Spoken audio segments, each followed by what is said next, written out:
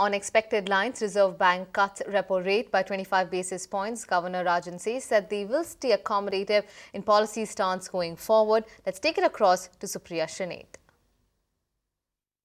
So the biggest takeaway, if you ask me, from RBI policy this time around has been that there is a definitive change in stance of the RBI. In its own wisdom for all these years, the RBI believes that there should be a liquidity deficit in the system. That age-old wisdom is now being changed, and that is a change in the cornerstone of RBI policy, because they want to talk about a liquidity deficit going down to levels of near 0%, and that is very, very important. The second big takeaway is that the governor is trying to move beyond just interest rate reduction to do his bit for growth. So the liquidity boosting measures or reducing the liquidity deficit to near zero are all geared towards that, and many people believe these measures alone will bring down the real interest rates in the real economy.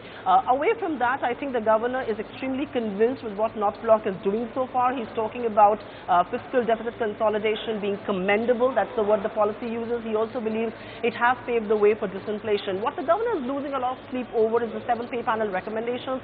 He believes it could impact inflation by about 100 to 150 basis points. He's also beginning to lose some sleep over the recent upturn in oil prices and, of course, erratic monsoon. But away from that, the growth target is intact at 7.6% for this fiscal, inflation at 5%. Of course, downside risks do exist, and which is why he believes that supply-side management and things like that happening in New Delhi will minimize those downside risks. But I think the big headline from this policy is that he's reduced interest rates on expected lines, which is just about 25 basis points, but he's done a lot of things outside of it to address the liquidity in the system and to boost liquidity. So that's really the big takeaway as far as RBI's policy is concerned.